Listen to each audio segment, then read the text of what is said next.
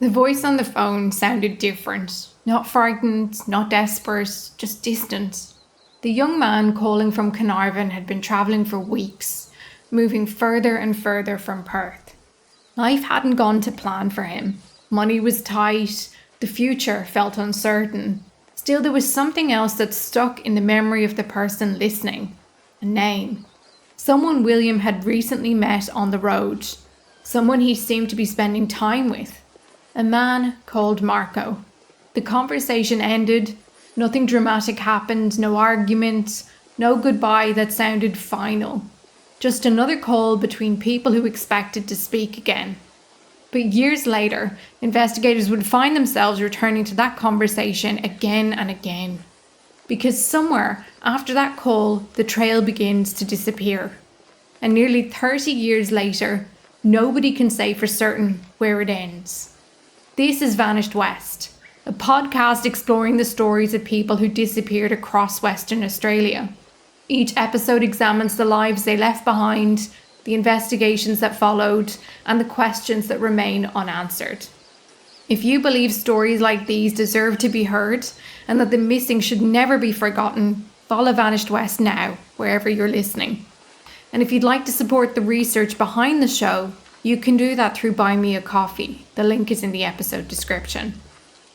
Long before his name appeared in police files and coronial findings, William Maddison French was simply a young man trying to build a future for himself.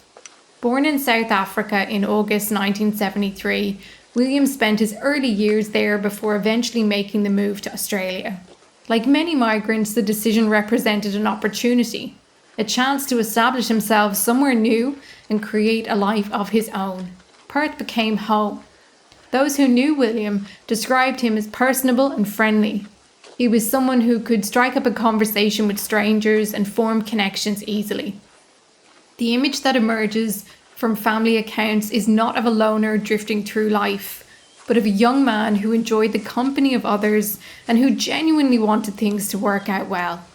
For a period, they appeared to be doing exactly that. William married and became a father. His son remained in South Africa, but family members later spoke about the importance of that relationship and the affection William had for his child. Looking back now, it's easy to focus on what came later. The disappearance, the investigation, the unanswered questions. But at that point in his life, none of those things existed.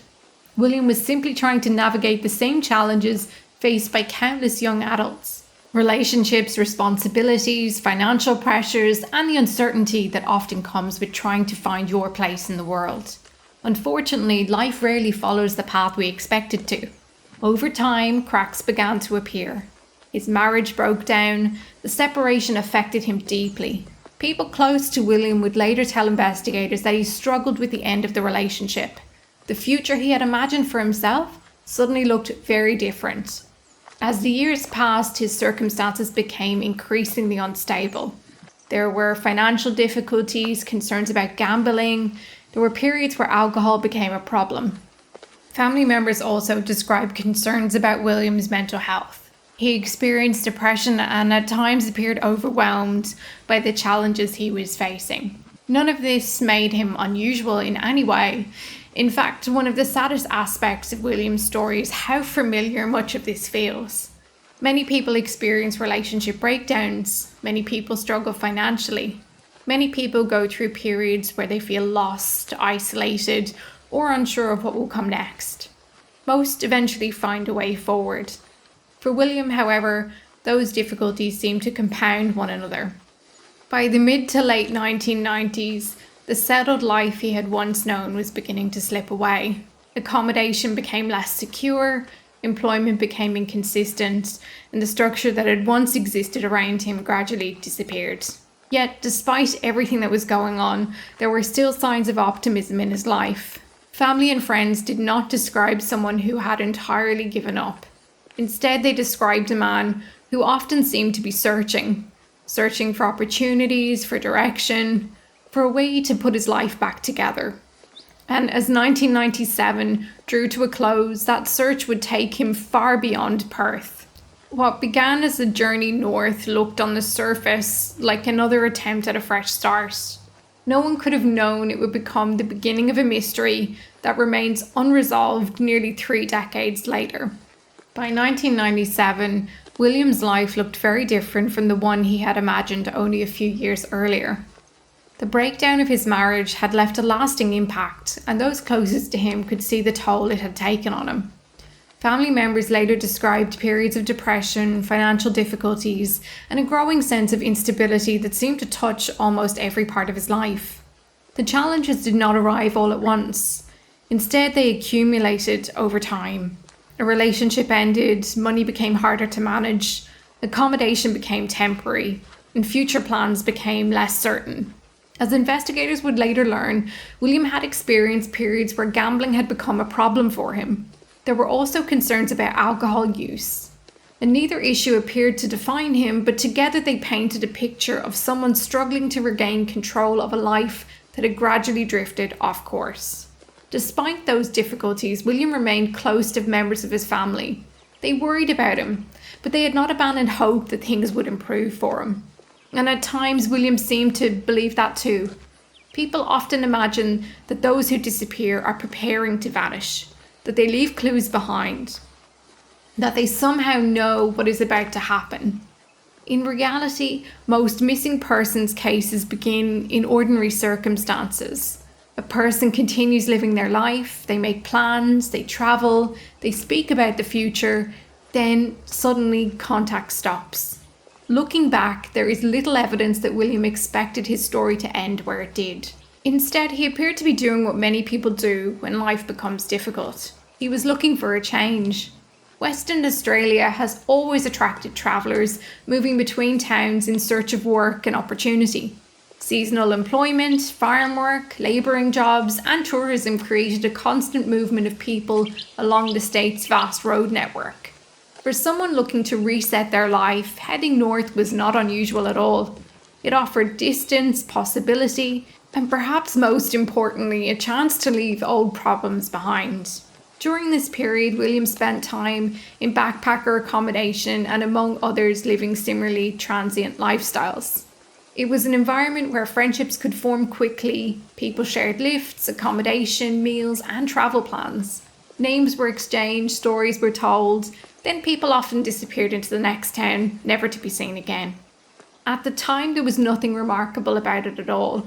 Nobody could have known that years later, investigators would be forced to reconstruct William's final months through fragments of information scattered across multiple states and territories.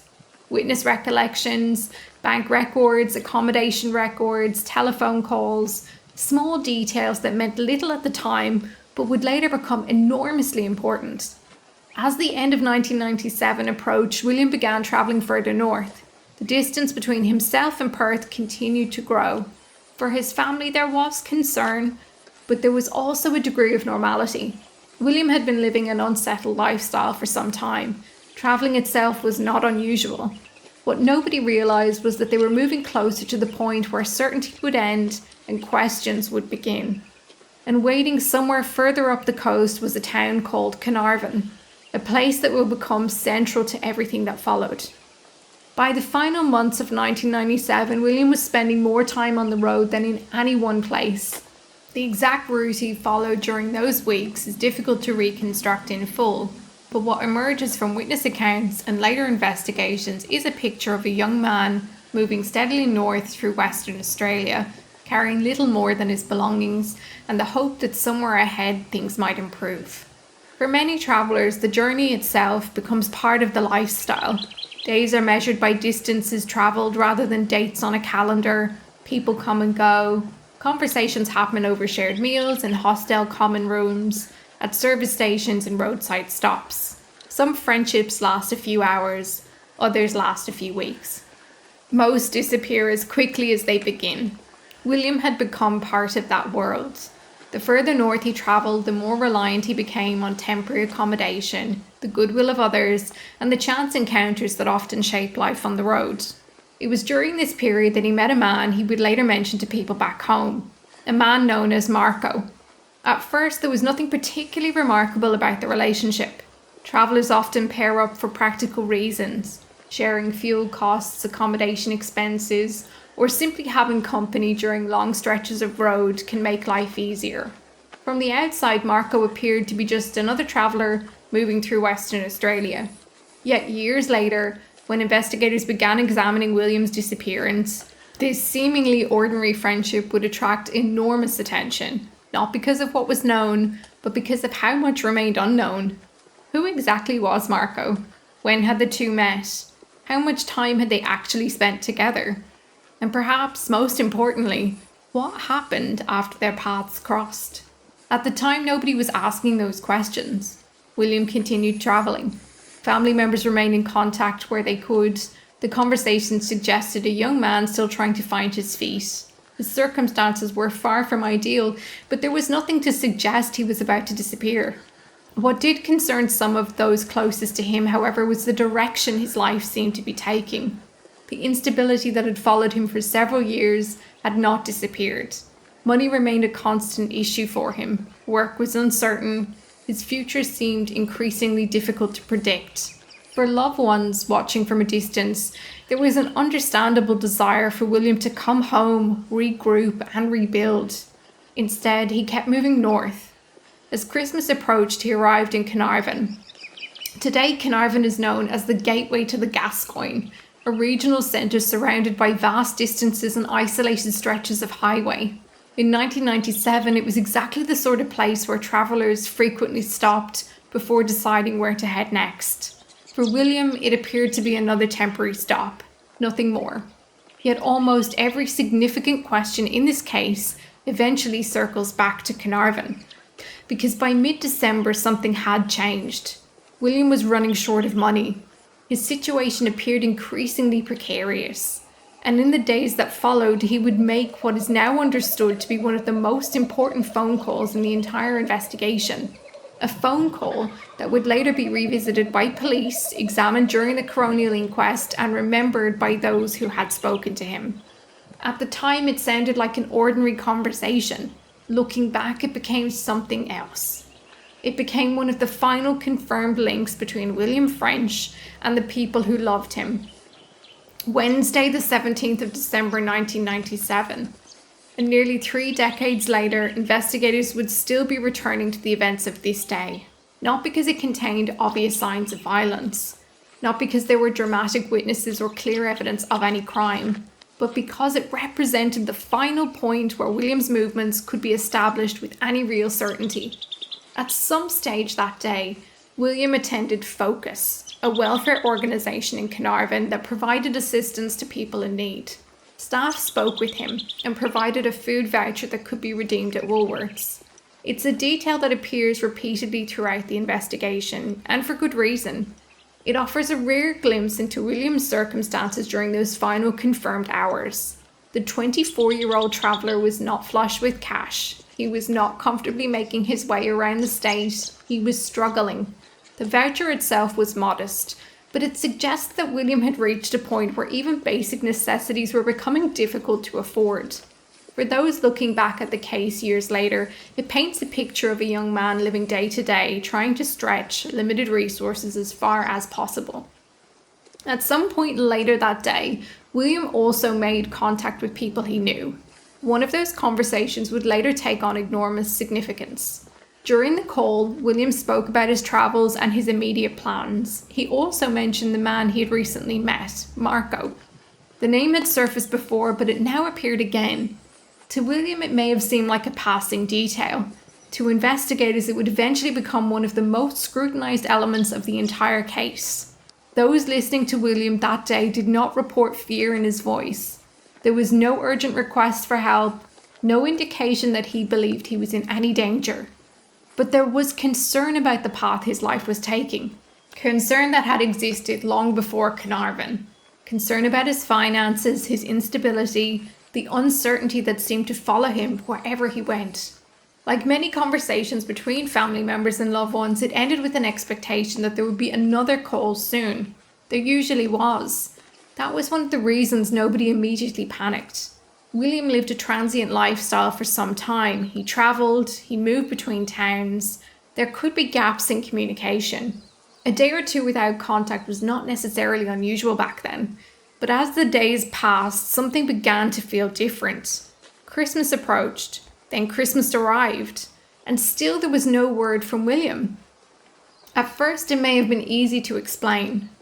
Perhaps he had travelled somewhere with limited access to a phone, perhaps he had found work, perhaps he was simply focused on getting himself back on track again. But the silence persisted. The people who knew William best understood that despite his struggles, he remained connected to those around him. He was not known for simply cutting everyone out of his life without explanation. As concern grew, attempts were made to locate him. Calls were made, inquiries were made. People tried to establish where he had gone after Carnarvon. The answers are frustratingly scarce. No confirmed sightings emerged. No reliable witnesses could place him elsewhere. No one seemed to be able to explain exactly what had happened after the 17th of December, 1997. For investigators, this would become one of the most troubling aspects of the case. Human beings leave traces. They make phone calls. They withdraw money. They check into accommodation. They speak with other people. They leave evidence of their existence behind. Yet after Carnarvon, William's trail seemed to dissolve into uncertainty. And as family members searched for explanations, they were forced to confront a possibility nobody wanted to consider. What if William wasn't simply travelling? What if something had happened to him? What if the phone call from Carnarvon had been one of the last conversations he would ever have? At that stage, nobody knew. The search for answers was only beginning. When William failed to make contact, concern did not immediately turn into alarm. Like many people living transient lifestyles, he could occasionally go periods without speaking to family or friends. Travelling between regional towns often meant limited access to phones, irregular accommodation, and long stretches of road where communication was difficult. At first, those who cared about him hoped there was a simple explanation. Perhaps he'd got work, moved to another town. Perhaps he would call in a few days and reassure everyone he was fine. But as the days became weeks, optimism slowly began to give way to worry. Christmas had come and gone, the new year arrived, still there was no contact. No phone calls, no letters, no unexpected appearances, nothing. For William's family, the silence felt increasingly unnatural. Despite the difficulties he had experienced in recent years, he remained connected to the people around him. Relationships may have become strained at times, but he had not disappeared from their lives before. The absence of contact began to stand out. Eventually, concerns were raised with the police. What followed was a challenge familiar to many missing persons investigations. The first question investigators needed to answer was deceptively simple. Where exactly had William gone after Carnarvon? The problem was that nobody seemed to know. There were no confirmed sightings, no witness could reliably place him in another town, no clear travel itinerary existed. The lifestyle William had been living made every step of the investigation more difficult. Unlike someone who leaves behind a stable routine, a permanent address, and a predictable pattern of behaviour, William had been moving between locations, accommodation, and social circles. Tracking his movements required investigators to piece together fragments from multiple sources. Every conversation became important, every receipt, every record, every possible sighting. Police began examining where William had been, who he had spent time with, and what plans he may have been discussing before contact was lost. Again and again, they found themselves returning to Carnarvon. And again, they encountered the same problem. After the 17th of December 1997, certainty vanished.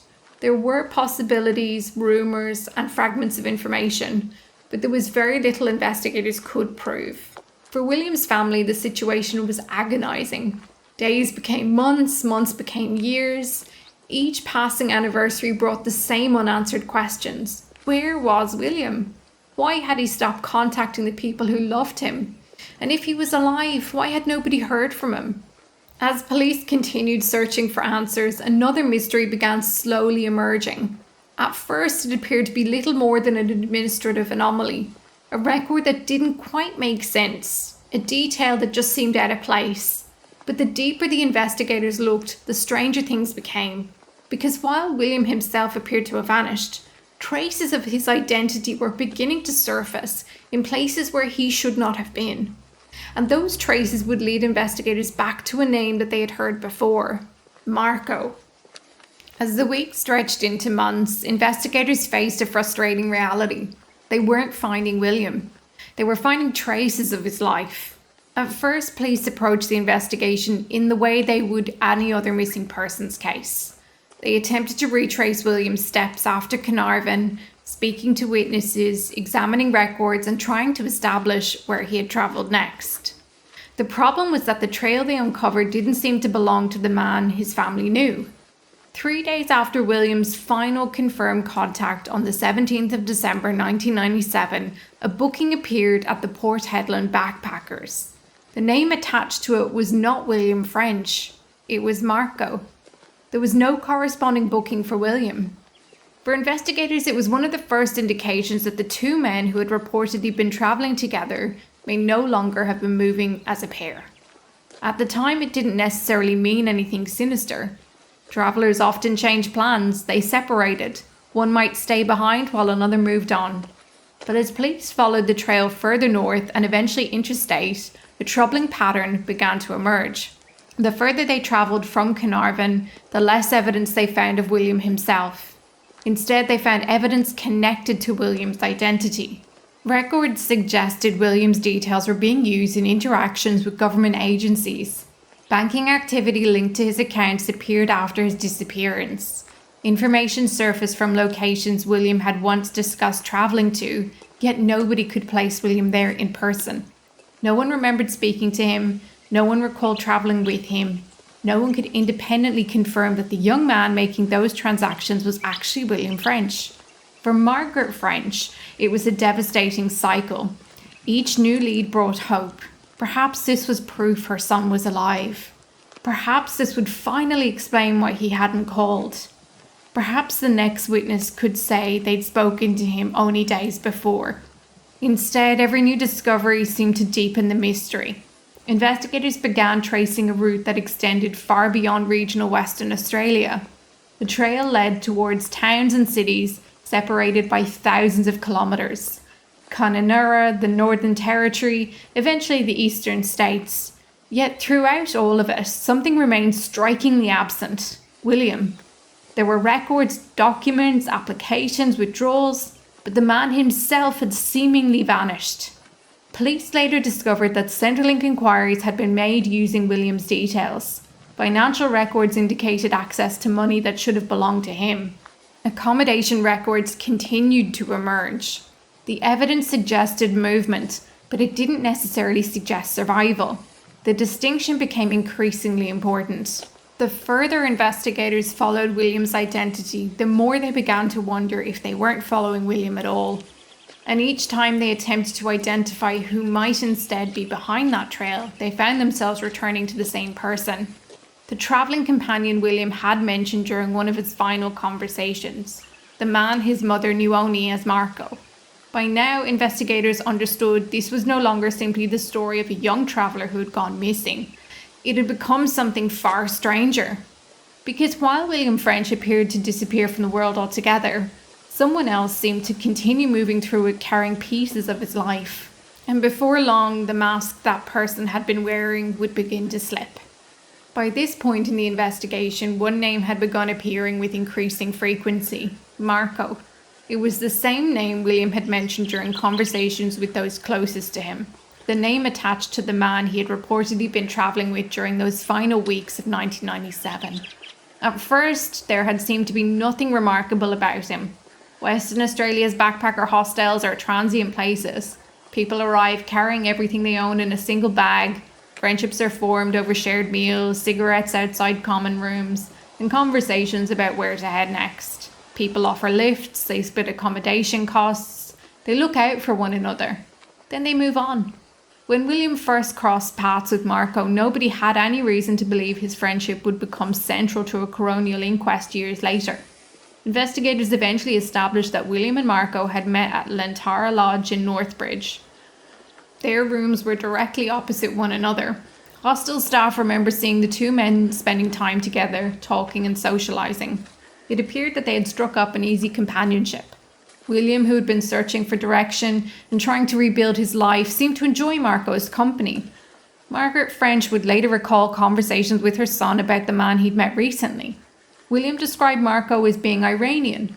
He told her that Marco had struggled to find work and was experiencing problems with immigration authorities.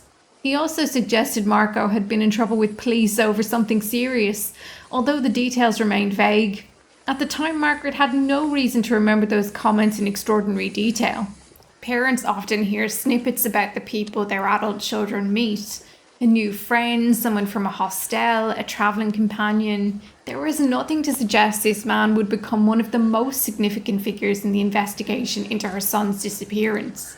As police began digging deeper, however, they discovered Marco wasn't necessarily who he claimed to be.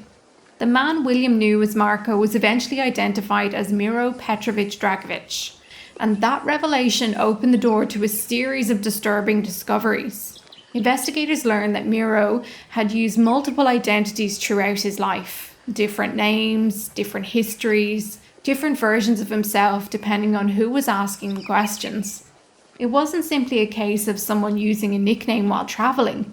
Deception appeared to be woven into the fabric of how Miro moved through the world. For investigators, this presented an enormous challenge.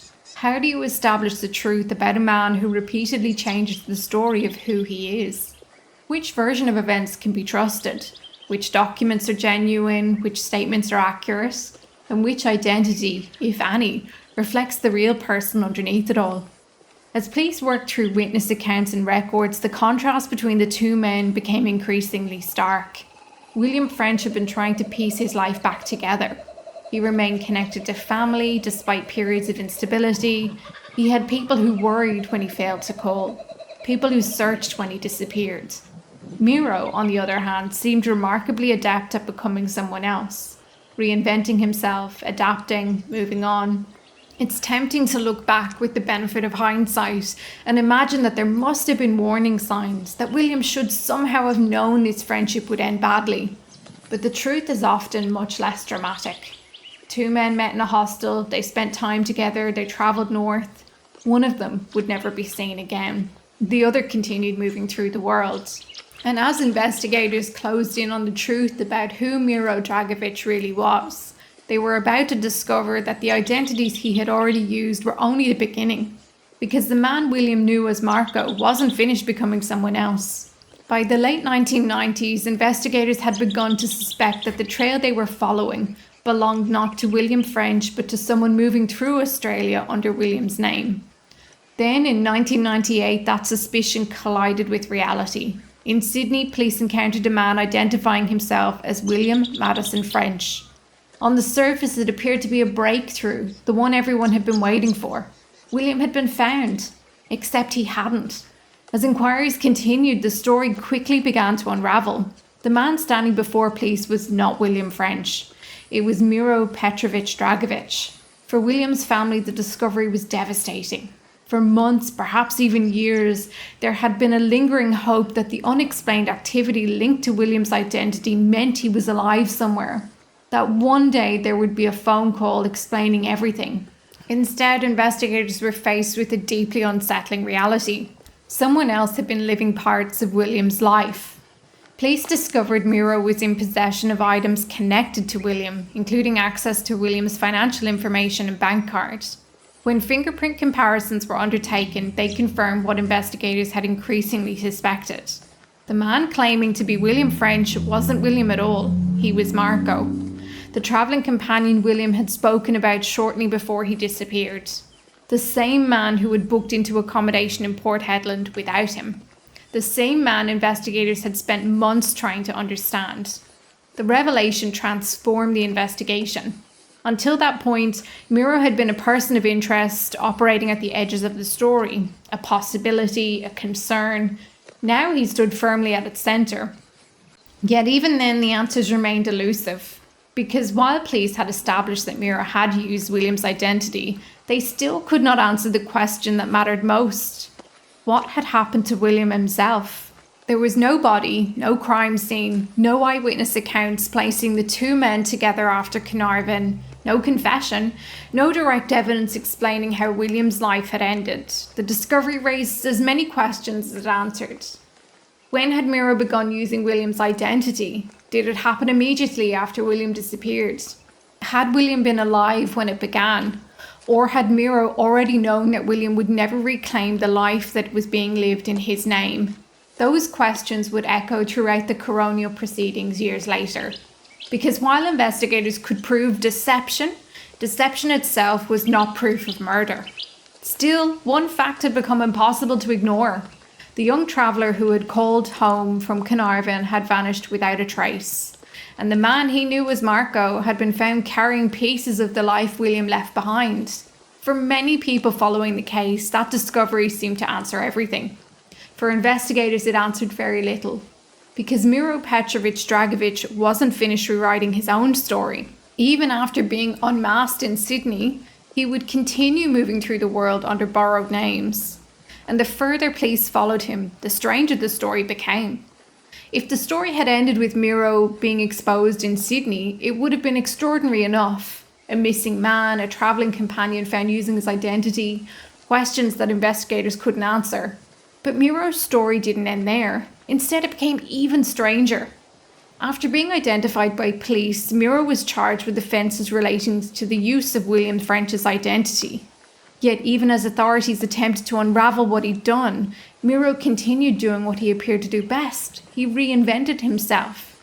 At some point after being granted bail, Miro disappeared. He failed to appear as required and effectively vanished from the authorities pursuing him. Once again, he became someone else.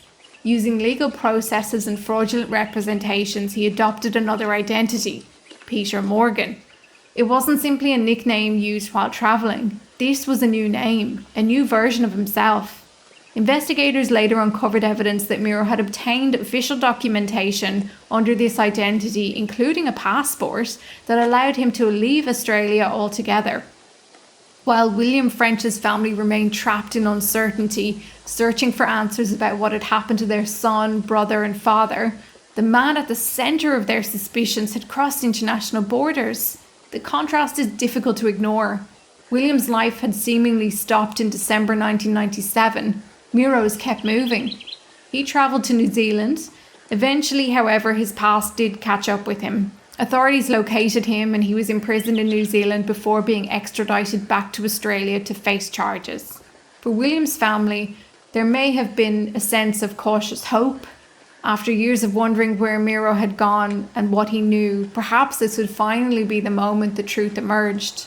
Perhaps the investigators could learn what happened after Carnarvon. That moment never came. Miro was prosecuted and convicted for offences connected to the misuse of William's identity, financial matters, and false statements made in obtaining travel documents. Those convictions established something important. They proved that Miro had lied. They proved he had deliberately assumed identities that were not his own. They proved that William French's name had been used by another person after William disappeared. But they did not prove what happened to William. The questions that haunted investigators from the beginning remained stubbornly unanswered. Where was William? How had he died? When had he died? And what exactly had Miro known? As the years passed, Miro served his sentence and was eventually released from prison. By then, the man William's family had once known as Marco had lived under multiple identities. He had crossed countries, had deceived authorities. He had repeatedly reinvented himself. Yet despite all of that movement, all of those names and all of those opportunities, there is no public record of him ever providing an explanation for what happened after William French's last confirmed phone call from Carnarvon. In many ways, that may be the most frustrating part of this case. Investigators uncovered enough to prove deception, enough to expose the masks, enough to demonstrate that William's identity had not simply drifted through bureaucratic systems by accident, but not enough to answer the one question William's family had been asking since Christmas of 1997. What happened to William French? And just when it seemed there might still be time for those answers to emerge, another chapter of the story came to an abrupt end, because Miro Dragovich's own life was rearing its conclusion. For years, one question lingered over this investigation. If Miro Dragovich knew what happened to William French, would William's family ever hear the truth? By the time the legal proceedings connected to his various offences had concluded, Miro had already lived under multiple identities. He had introduced himself to people as Marco. He had used William French's identity. He had become Peter Morgan. Each new name seemed to represent another version of himself, another attempt to leave the past behind and begin again. Yet no matter what name he adopted, the questions surrounding William's disappearance followed him. After serving his prison sentence in Australia for offences connected to identity fraud, financial deception and false statements made in obtaining travel documents, Miro was released from custody on April 2nd, 2003. For William's family, the possibility remained that one day he might choose to speak. Perhaps guilt would compel him. Perhaps age would soften whatever silence he had maintained for years. Perhaps the burden of carrying such knowledge would eventually become too great. But less than 3 months after his release, that possibility disappeared forever. On the 19th of June 2003, Miro Petrovich Dragovich died. He was just 40 years old, and even in death, that pattern he had followed throughout his adult life remained. At the time of his death, he was using yet another name, Marco Dawson. It's a detail that almost feels fictional. The man William knew as Marco, the man investigators later identified as Miro Dragovich, the man who had called himself Peter Morgan, died under the name Marco Dawson. For some people, that fact reinforces their belief that Miro was responsible for William's death. For others, it represents a missed opportunity. If Miro knew the truth about what had happened after William's final confirmed phone call from Carnarvon, he never shared it publicly. There was never a confession, no deathbed admission, no letter left behind to explain the years of deception or answer the questions that had haunted William's family since Christmas of 1997. Instead, Miro took whatever knowledge he possessed to his own grave. And in doing so, he left William's loved ones exactly where they had begun, without certainty, without a final resting place, without knowledge of what had happened during those missing days at the end of 1997. It's difficult not to wonder what might have been different had Miro lived longer. Would he have eventually spoken? Would advancing age have changed anything? Or would William's family have endured the same silence regardless?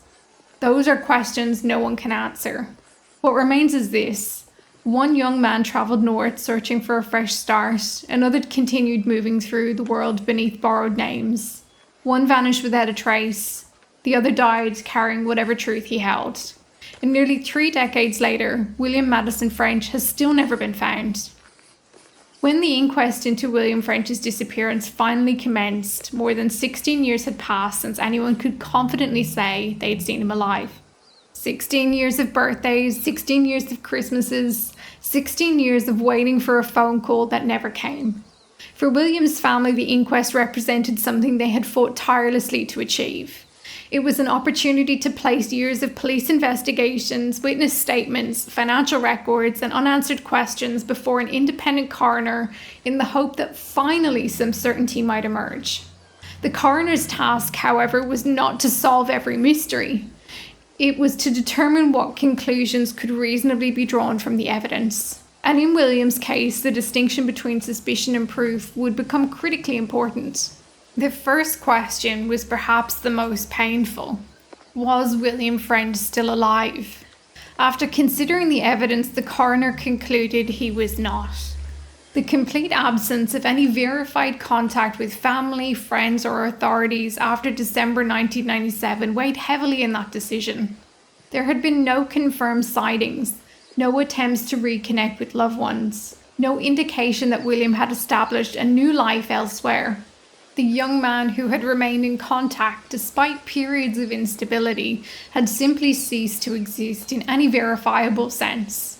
The coroner found that William Maddison French had died. For his family, it brought a devastating form of finality. Hope, however fragile, had officially been replaced by grief. Yet the finding immediately gave rise to another question. How had William died? On that issue, the coroner could not provide an answer. William's remains have never been located. No crime scene was ever identified. No witness came forward describing violence. No forensic evidence existed to explain precisely what occurred after William's final confirmed movements through Carnarvon. The cause of death could not be determined, neither could the exact date. Then the inquest turned to the man who'd come to dominate the investigation, Miro Petrovich Dragovich. By this stage, the evidence surrounding Miro's conduct had been explored in considerable detail. The use of William's identity, the banking activity, the aliases, the passport offences, the lies, the years spent reinventing himself under different names. Taken together, they painted a deeply troubling picture. And then came one of the most significant findings in the entire case. The coroner concluded that the only reasonable inference available from the evidence was that Miro knew William French was dead. It's a statement that stops you in its tracks. Not suspected, not possibly believed. The only reasonable inference. Miro knew William was dead. For many people following the case, that finding seemed to answer everything. Surely if Miro knew William was dead, he must have been responsible for his death. But this is where the law demands something many of us struggle with emotionally: evidence. The coroner went on to find that there was insufficient evidence to determine that William had died as a result of any act or omission by Miro Dragovich. There was insufficient evidence to conclude murder, insufficient evidence to conclude manslaughter, insufficient evidence to determine precisely what role, if any, Miro played in William's death. The distinction is frustrating. It can even feel contradictory. How can someone know another person is dead, yet there be insufficient evidence to establish how they came by that knowledge? The answer lies in the limits of the evidence itself. Suspicion, even very strong suspicion, is not proof. Inference, no matter how compelling, cannot replace evidence capable of establishing guilt beyond doubt. And so, after 16 years of investigation, thousands of hours of police work, and a detailed coronial examination, the inquest ultimately delivered two truths that now sit side by side. William French is dead, and Miro Dragovich knew he was dead. Everything beyond that remains unresolved. How William died, where he died, when he died, whether another person caused his death. Those answers were not found in the coroner's court. Instead, William's family were left carrying both certainty and uncertainty at the same time. The certainty that William would not be coming home, and the uncertainty of never truly understanding why. Cases like William French's don't remain unsolved for decades without people trying to make sense of them. When there are gaps in a story, human nature compels us to fill them in. We look for patterns, weigh possibilities, we try to build an ending from fragments left behind. Over the years, William's disappearance has been discussed in newspaper comment sections, missing persons websites, online forums, and social media groups. Some people have approached the case cautiously, acknowledging the limitations of evidence. Others have expressed absolute certainty about what they believe had happened. It's human nature to want to fill those gaps with theories, but nearly 3 decades later, the theories continue to grow. Because until the missing pieces of William's story are found, people will keep searching for an ending that still doesn't exist yet. I debated whether to include this comparison at all, because William French wasn't a character in a novel. He wasn't the twist in a thriller. He wasn't a fictional device created to entertain an audience for 2 hours before the credits rolled. He was a real person, a son, a father, a friend, a young man trying to rebuild his life after a series of setbacks that, for many of us, are painfully familiar. But as I researched this case, I found myself thinking about a book I read years ago and the film adaptation that followed, Taking Lives. And for those unfamiliar with it, the story centres around a person who moves through the world by assuming the identities of others, wearing borrowed names, stepping into lives that don't belong to them, reinventing themselves over and over again. It's unsettling because identity isn't just paperwork. It's not simply a passport. It's not a bank card. Identity is memory. It's the stories our family tell about us. The people who know how we take our coffee, the friends who remember our terrible jokes, the way our names sound when spoken by the people who love us. It's the proof that we were here. In fiction, that idea becomes thrilling, disturbing, yes, but thrilling, because fiction promises resolution. Eventually, the detective pieces it all together. The villain is unmasked, the questions are answered, the audience leaves with certainty. Real life doesn't always offer that comfort. William's family didn't receive the ending audiences expect from stories like Taking Lives. There was no dramatic confession, no courtroom revelation, no moment where somebody finally stood up and said, "This is what happened." Instead, they were left with something infinitely harder to live with. A coroner who concluded that William had died, a finding that another man knew he was dead, and the devastating reality that the truth of what had happened in those final days may have died with him. I think that's why this case lingers. Not because of the aliases, not because of the passport fraud, not because the circumstances sound stranger than fiction. It lingers beneath all of those extraordinary details in something heartbreakingly ordinary. A family wanting answers. A mother who never stopped fighting for her son. People who simply wanted to know where William was and what happened to him. Nearly 30 years later, they still don't have those answers. And somewhere between Carnarvon and the decades that followed, William French became more than a missing persons case. He became a reminder that sometimes the most difficult mysteries aren't the ones we can't solve. They're the ones where we come painfully close to the truth, only to realise the final piece of the puzzle may never be found. William Maddison French has never been brought home. His family never received the ending they deserved. And perhaps the greatest tragedy of all is that after everything uncovered by investigators, the simplest question remains unanswered. What happened after William's last call from Carnarvon? If you have any information relating to the disappearance of William Maddison French, no matter how insignificant it may seem, you can contact Crime Stoppers on 1-800-333-000 or make a report online through the Crime Stoppers website. Nearly 3 decades have passed since William's last confirmed call from Carnarvon. Time changes memories, it changes landscapes, people move away, relationships shift, and details once thought unimportant can suddenly take on new meaning. Perhaps someone remembers a conversation they dismissed at the time. Perhaps someone recognizes a name. Perhaps someone has carried a piece of the story for years without realizing its significance. William's family have lived with unanswered questions since Christmas of 1997. Questions no family should have to carry alone. As always, I encourage you to approach cases like this with compassion. It's natural to have opinions and it's natural to speculate. But behind every theory and every headline are real people who continue to live with the consequences of not knowing. Until next time, stay kind, stay curious, and never forget those who vanished from the West.